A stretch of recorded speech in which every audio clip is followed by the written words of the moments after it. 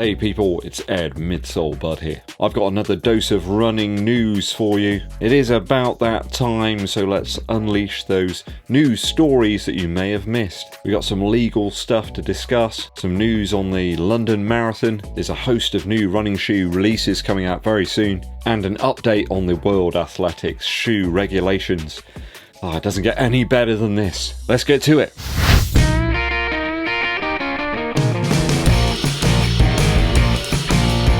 Hey people, thanks for joining me on the channel. It is always appreciated. Old Eddbud and Beast would be indebted to you. Perhaps if you give us a super thanks, it does help to keep the channel rolling along on a more ad hoc basis. Or you could become a member as well if you really want to support us.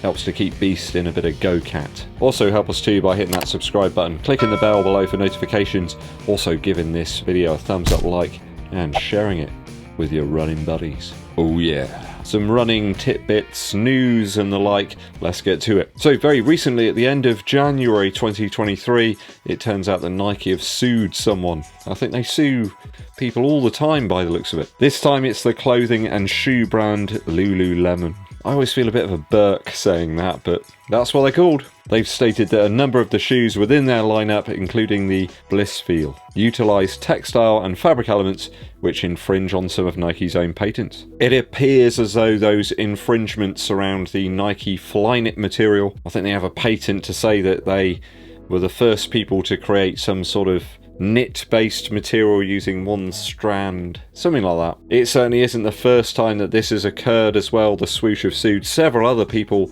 over recent years for the same thing. The Bliss Feel and the Strong Feel models are under question, along with the Charge Feel mid and low versions too. Taking a look at the shoes in question in more depth, it appears Nike's beef is with that sort of flat knitted section around the ankle there. They claim it is comprised of one strand of yarn that is manipulated to form this very specific knit section, and apparently they own the patent on that, so no one else is allowed to do it. I have to say, that section does look very similar to things that we've seen in some of Nike's other models, and it looks a bit like the ankle collar section on the Pegasus Trail 4 that's out at the moment. In fairness, the FLYKNIT term though seems to get thrown around quite a lot. I do remember this shoe looks a little bit like one of the Vaporfly 4% models that was given out to the athletes at the Breaking 2 race. Well, I shouldn't say race, it wasn't a race, it was a experiment. There we go. Or was that shoe deemed the Vaporfly Elite? I'm not entirely sure, but it does look quite similar there, doesn't it? Nike seems to throw this FLYKNIT term around lots of the uppers of their shoes. I think they place it in there with any shoe that might even feature a small section of it, a bit like air or gel, I suppose.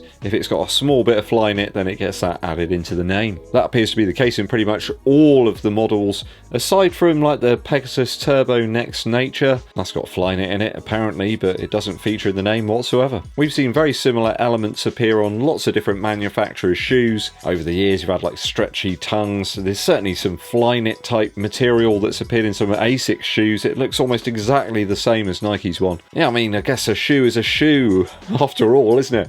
They've all got some sort of upper, midsole, outsole. I mean, it's never going to be a completely different product, is it? It's like songs, I suppose. You know, they've only got a certain number of notes to use to create new music. Sooner or later, one song is going to be like inspired by another, and there's going to be some sort of legal wrangling about it, but yet we still get new releases every single week. In this instance though, it does seem to be a more technology patent infringement on a very specific manufactured section of the shoe. I can see this one rumbling along for many years to come. Yeah, it'll probably resurface a few times. I bet some of these shoes are even manufactured in some of the same factories. Just saying.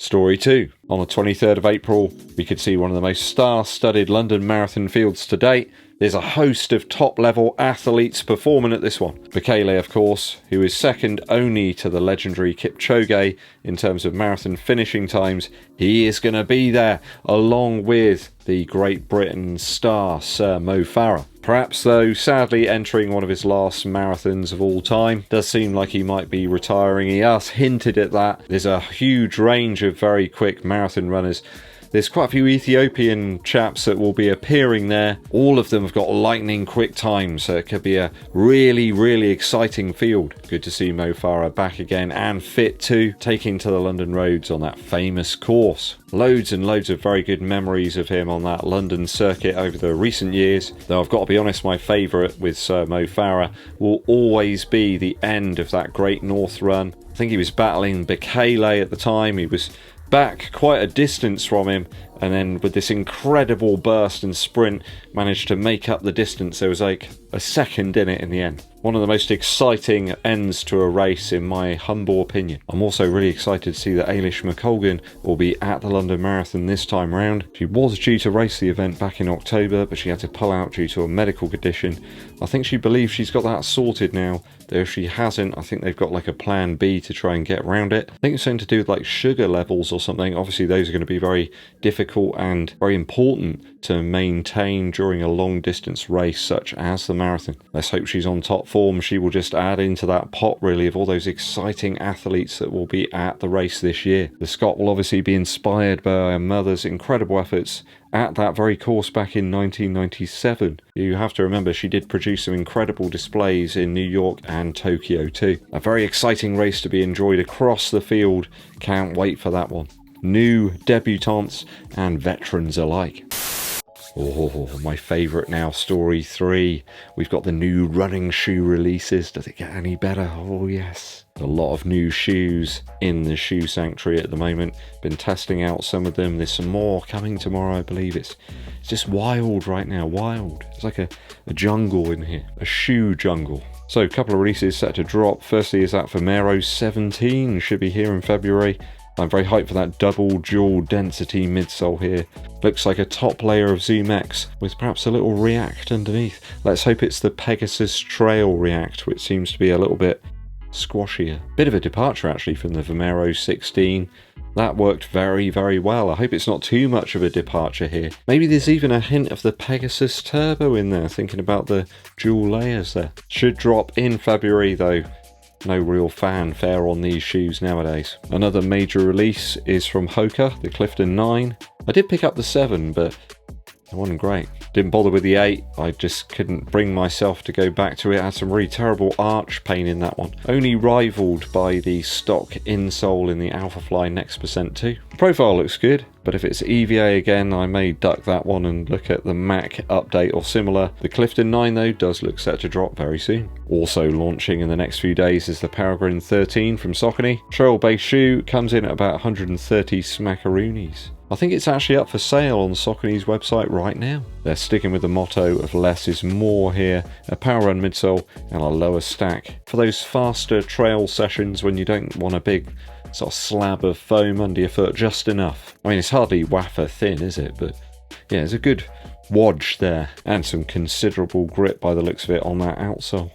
Out now for those trail adventurers. Story 4 and the last of the day. A quick look at the World Athletics approved shoe list. Just, you know, try and calm down people. I know it's exciting. I've noticed of late that there's less and less frequent updates to this shoe list. There are seemingly less shoes to worry about. Kind of humorous, certainly in terms of spikes, that pretty much all of them are kind of the same. The Nike ones are a little bit different, I suppose. There's fewer shoes appearing on the list as the months go by, just less and less development models. There was a time when brands were clamouring to get onto this list with their new development models, but the days seem to be dwindling a little bit now. I think most manufacturers have got some sort of 40mm kind of shoe that's their ultimate cushioned marathon beast, and then there's a few just below that and a few just above. As such, surprises are few and far between on this list. Interesting that Adidas haven't bothered to update the list with the Takumi Sen 9. Maybe the 9 is just so close to the 8 they just couldn't be bothered to send one in. Nike have a development shoe listed as the Dev 163.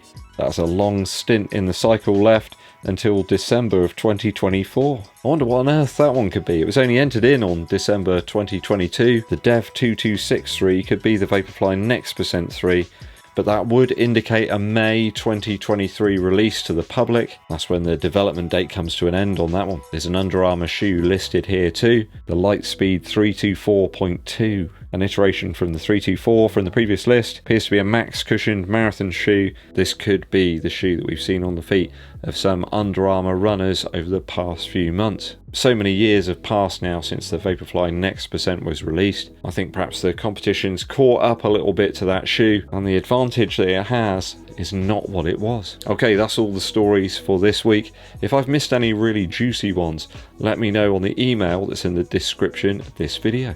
Let me know your thoughts and opinions on all of this down in the comments. Musical interlude today comes from The Prodigy. I've always enjoyed the remixed version of Everybody in the Place a little bit more than the one that appears on the Prodigy album The Experience. The Fairground remix is where it's at. I'm not entirely sure why it's called the Fairground remix. It doesn't sound like something you would hear at a bog standard fairground. I mean, these days it's just sort of pumping dance music, but that's not really what you can call Everybody in the Place. Starts off with some fantastic, very staccato synth noises, clearly sampled, and slamming beats as well. I don't know how they got on that slamming. I don't think they really had all that much outboard gear to really compress those rhythms. This track's really good, I find, for running. Actually, if you put this on to do some pace sessions, maybe even if you're going to do a race, just put this song on loop for like an hour and a half or something. The reason I really like this track is it uses a mixture of breakbeats and also overlaid rhythms and drums. Sounds like they're from a TR-909 drum machine. Certainly the snare drums had a really big effect on me, this track. When I was growing up, I wanted to make music like that had that much energy and kind of propulsion. Really feels like there's some inertia there. Everybody in the Place, the Fairground remix by The Prodigy. Thanks for tuning in, people. Hope you enjoyed the running news for today. Hit that subscribe button, click the bell below for notifications. Also give this video a thumbs up, like, and share it with your running buddies. My name's Eddbud, and I'll be seeing you